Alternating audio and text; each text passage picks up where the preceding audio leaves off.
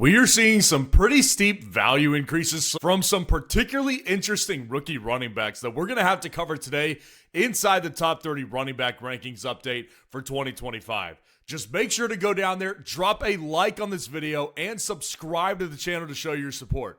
Now, a lot of you have been wondering, why did I change the brand name to Fantasy Football Roundup this offseason? It's much bigger than a brand change, guys, because what I've been working on all offseason, it is officially coming to a head. When you go to fsroundup.com, what you will find is a brief teaser about what I've created this offseason.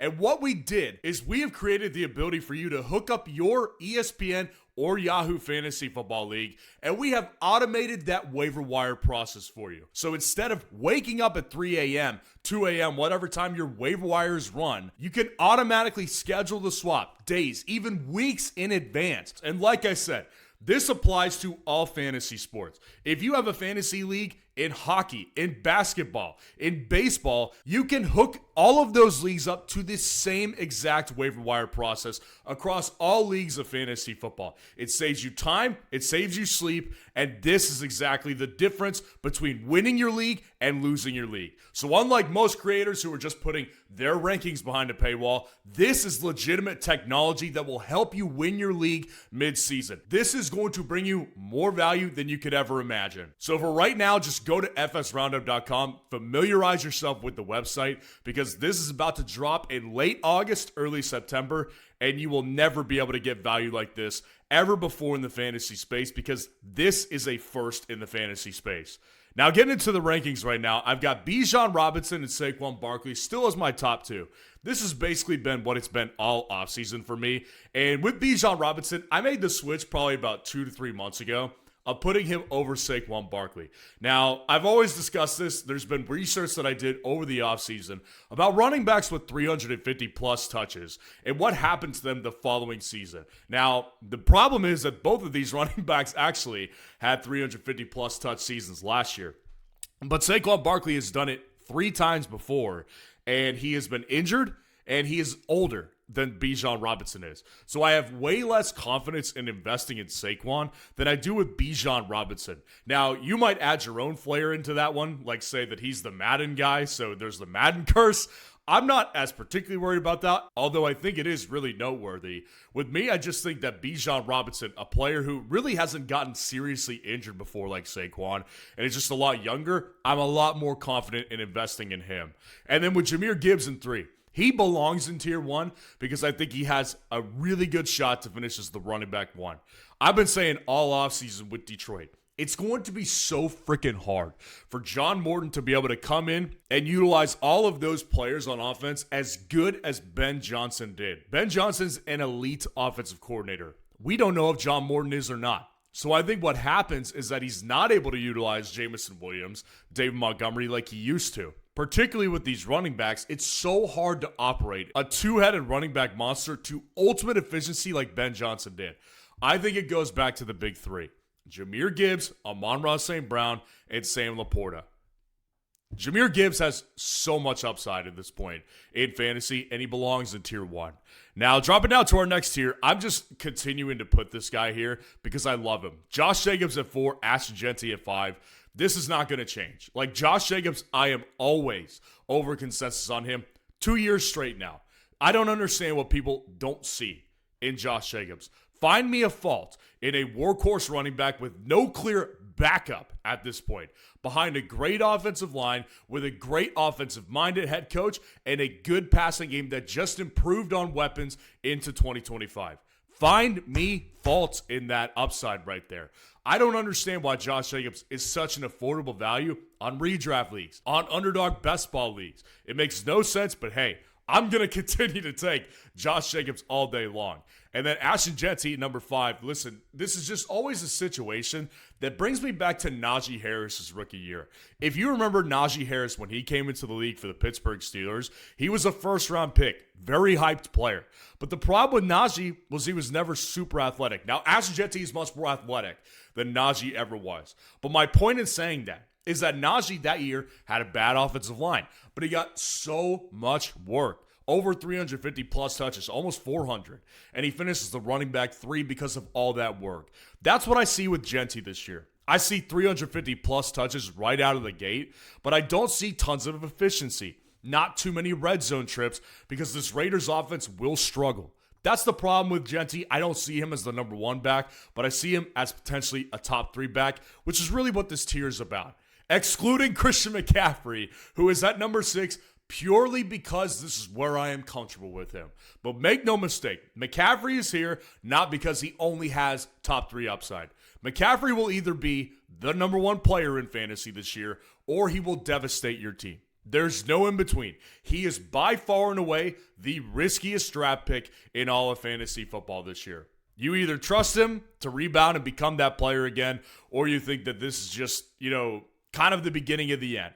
And I don't know which way you're personally leaning right now, but I'm telling you the way I am leaning is where he's going in drafts, I'm still willing to take him because of that elite upside. And I'm a risky player. I like to play risks because only the risky win. So with Christian McCaffrey, I'm willing to take him, but there is no question. You have to acknowledge the enormous risk you're taking with McCaffrey this year because he will either make your team or entirely break your team. And then Devon Achane at 7 to round out this tier as well. Definite top 3 upside. I can see a path to number 1 upside for Achane, but I've been just talking about this all offseason. And I think people are starting to figure this one out a little bit. I think the Dolphins are going to be atrocious this year. And that's going to limit Achane's upside, if that's true. I think that their team is a mess. They're trying to go from really lax, and now they're trying to go into this hard-nosed, really disciplined, tough team. And it just doesn't work like that with Mike McDaniel. The guy looks like Logic, right? He looks like the rapper Logic. He looks like he could be in media. This guy is not a tough guy. And when you try to act tough, when you're not, players aren't buying into that. That's why guys like Jalen Ramsey weren't showing up to practice on time last year. What does this have to do with Achane? Well, I think this offensive line just won't be able to hold up in the later parts of the year. And I think what will happen is, like in many past years with the Dolphins, all of their players in fantasy will dip in production. Now, Achane had a great game in the playoffs last year because he's a great player. That's why he's got to be inside the top 7, inside this top 3 upside tier, because Achane, whether or not they go more towards a 2 running back approach again this year, even if he loses touches, he will be so efficient because he's such a dominant player. Achane at 7. Dropping down to our next tier right here, I've got Henry and then Kyren Williams at 8 and 9. Now, Derrick Henry, people are just so on me on this one because it's how could you have him this low? This guy is so elite. Guys, I love Derrick Henry. He's a Hall of Fame back. He is uniquely built to handle this type of workload at his age. But there's no question. There's lots of history against Henry. He's in his 30s. Running backs don't last into their 30s. So whether or not it's this year or next year or the year after that Henry goes into the tank, it will happen. I just don't know when it's going to. So this one has a lot of risk to it as well. He could either be really dominant again, and again, this ranking at 8 is not just because I think he's going to finish at RB8. This is my comfort level with how risky and how high I would take Derrick Henry in drafts, basically. I don't like taking Derrick Henry in the back of the first round. I like his value on underdog drafts better, where you can get him at the beginning/middle of the second round. Derrick Henry has risks similar to Christian McCaffrey, where he will either make your team or break your team if he falls apart this year. But Derrick Henry is an elite level player. Kyren Williams at 9.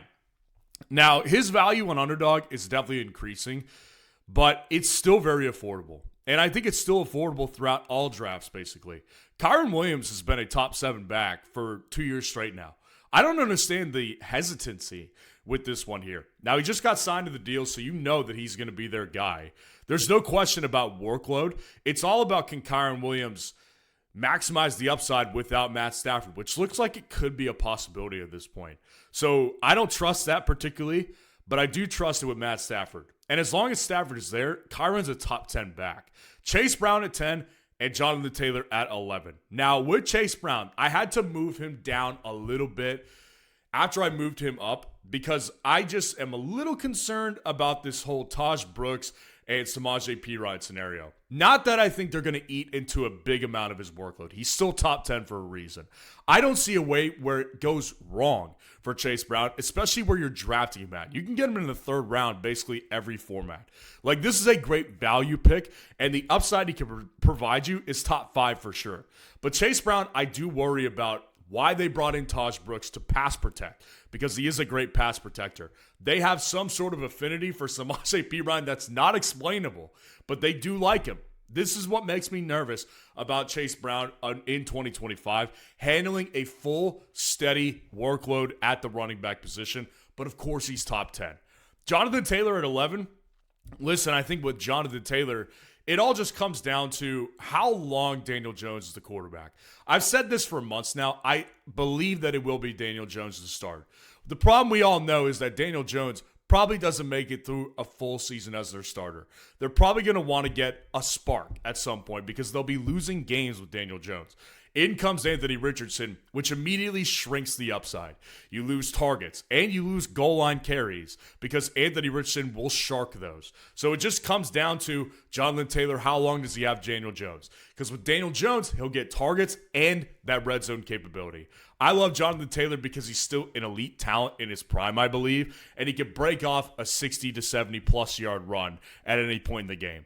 Amari and Hampton moved up for me, and I'm ready to commit to this guy. At one point during the offseason, it was all about, the question was, when will he take over? Now the question is he going to be immediately great? Because Najee Harris is not going to be the starter in week 1. He has basically been relegated at this point to backup duty if he can even do that. So with Amari and Hampton, I think I'm ready to commit to this guy, even after the loss of the great Rashawn Slater at left tackle, which will hurt. But I do believe that they have enough reinforcements on that offensive line to make Amari and Hampton a good player in fantasy this year. And I just believe in the talent. Behind this offensive line, with Jim Harbaugh and Greg Roman running that offense with their run-first mentality, I don't see a way this one doesn't work particularly. Now, dropping down to our next tier, I've got James Cook at 13, and Bucky Irving actually moved up a little bit at 14. James Cook, obviously he signed, and that's a great thing. I do believe that he will provide upside this year. I think where he's going in drafts, it's pretty comfortable, and I would say it's appropriate because I don't believe that James Cook has the upside he's had in years past. Now, the problem that I have with Cook is that last year, his numbers were so inflated by rushing touchdowns. And I'm not here to say that he won't get red zone goal line carries. I believe he still will be involved because he's very dominant there. But the problem I see is that this team won't throw as much, and it's so hard to predict running touchdowns on a yearly basis. I think that there's more application to predicting running touchdowns than receiving touchdowns on a yearly basis. That's why I do believe James Cook will still get like possibly 10-plus touchdowns in 2025. But 16 touchdowns, that's kind of hard to replicate. And this volume just hasn't gone up for him to a dramatic amount. And I don't see it happening this year, being that there'll be more pass first. Bucky Irving at 14, I think that he had to move up a little bit, not because I'm more comfortable with this offensive coordinator, only because I had to move down Breece Hall, who we'll discuss here in a little bit. I like Bucky Irving because I think he's an elite talent. And I do think that as long as he gets the touches, he'll be efficient. And I think he will be a 15 to 16 fantasy point per game type of guy if he gets like 20 plus opportunities a game. Again, the problem I've had all offseason, and it has not gone away, is that this offensive coordinator has talked about in the past this offseason. This new offensive coordinator saying, yeah, Rachaad White is one of the best, if not the best, pass-catching running backs in the league.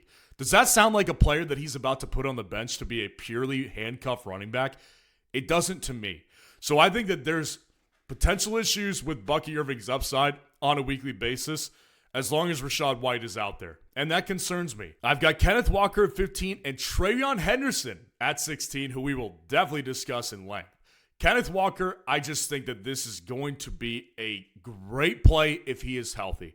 I have him over Travion because the bottom line is this. I have been on Kenneth Walker all offseason. In Clint Kubiak's system, he wants to use him as a workhorse. He has said that himself in the past. His workload in this offense is going to be enormous. If he stays healthy for a full 17, and I know it's a big proposition, that's why he's at 15, but if he does, he has top 5 upside. take it to the bank. Kenneth Walker is a massive boom play. I've drafted him a ton on Underdog, and I'm comfortable taking him in redraft leagues as well. Kenneth Walker, where you're getting him in drafts this year, if he hits, the upside is going to be enormous. Now, that was no slight to Travion. His upside is great, and he has been launching up in drafts because everybody saw on his first NFL touch, he scored a touchdown on a kick return. Listen, it was awesome to see. He's a great athlete, but the reality is that it kind of sucks for fantasy because this guy used to go in like the 6th to 7th round in ESPN, Yahoo drafts, and on Underdog. Now you can't get him there. That's the only problem with drafting late in August is that these great values, they dry up. Now, Travion Henderson is kind of being taken out of place where I'm still okay with taking him because I see so much upside in this New England offense, particularly as a pass catcher. So if you're in a full PPR, Travion will still be a really good pick. But we can't forget this offensive line still isn't very good, and this offense still needs another year to really become the offense that they could under Vrabel. Now, they're a run first, so he will get a lot of work. But Travion Henderson, I think, is kind of reaching the ceiling point to where I think that if Travion works, he could be a top 10 guy. I don't think I see top 5, though. Breece Hall at 17 to round us out in this tier. My worst fears about him were confirmed. It looks like a committee running back. Not just 2. It could very well be 3 running backs. It makes no sense to me. I think they're treating him like crap. This is one of the elite talents at the running back position in the NFL. I don't understand why they're doing a 3 running back approach. I think Breece is great, but they're just not viewing him as that great running back in New York. So Breece Hall, he has to move down the list. Now, I do believe he will still be involved as a pass catcher to a certain extent, and I do believe he will be the best runner out of the bunch. But Breece Hall, make no mistake about it, like this upside is so capped in an already bad offense with a committee backfield. This is just not a good look. Dropping down to our next tier, I've got Chuba Hubbard at 18 and Alvin Kamara at 19. Now, with Chuba Hubbard, this is a player that I loved last year. If you are familiar with the channel, this was my most drafted player by far last year because I saw the breakout before anybody else did. And he was great.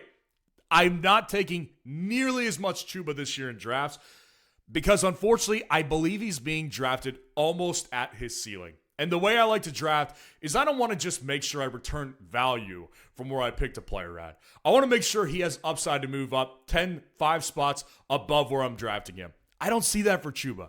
I think his upside maybe is top 13, top 14. I don't see top 10. I think Chuba in this offense, defenses will just give him the respect he deserves in 2025 like they didn't last year. Everybody understands that Chuba's a good back. Now, the problem is he's not a pass catcher either. So he's basically going to have to get the same amount of workload and touchdowns as he did last year. And I just see too many things that could go wrong with this one. I like Chuba. I think he's a good pick, but I don't see the tremendous upside with him like I did at his draft price just a year ago.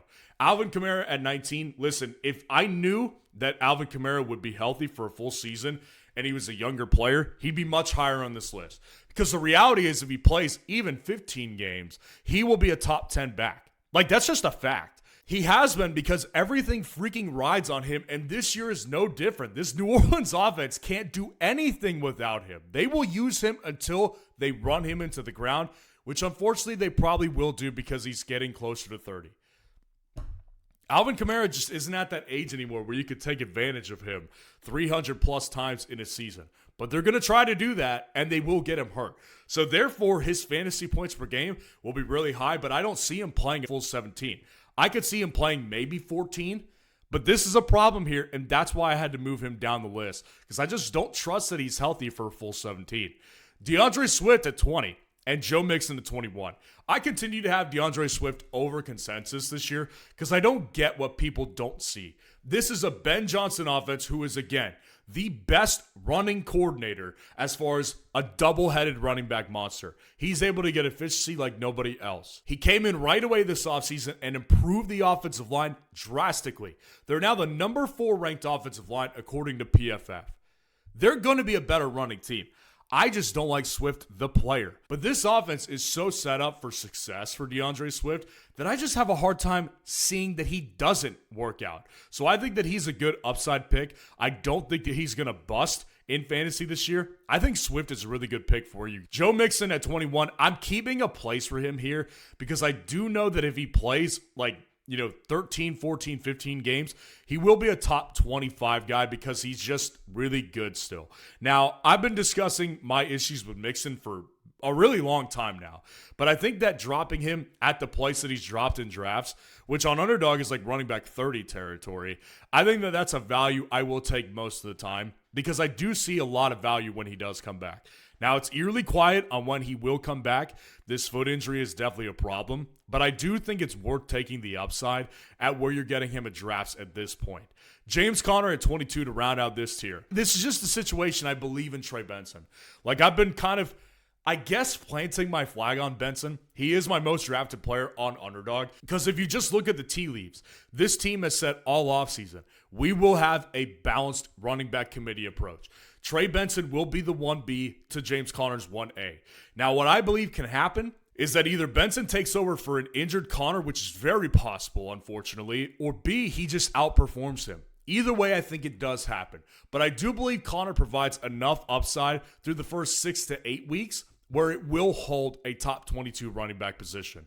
Now, dropping down to our next tier, Brian Robinson Jr. at 23 and Isaiah Pacheco at 24. Man, with Brian Robinson Jr., I get that he's on a really good offense. I have concerns, though. Like, we just didn't see enough from him last year to indicate that he could be a legitimate workhorse guy. They didn't draft anyone necessarily that I think will take over, but I do believe that their rookie this year will have some role. And I just don't believe that Brian Robinson Jr. has displayed enough as a pass catcher out of the backfield or as just a workhorse running back to handle 20-plus carries a game to be able to justify a much higher ranking. Now, where you're getting him in drafts, I think it's actually a decent price, and I think he will work. But I just can't get super excited about this because I think this is kind of where his ceiling could be. Isaiah Pacheco, I've been saying this all offseason, I just can't get behind him. Now, if you look at all reports coming out of Kansas City, it's much more positive than you would think. Like, this is a player that people are saying he looks similar to how he did before the injury. But I cannot get out of my head, for the life of me, what he looked like after the injury last year. And I get it. It was a big injury, but at the same time, man, I just can't get on board with this one for whatever reason. And the problem is I know a Kansas City Chiefs running back does provide upside, but I can't get excited about this one.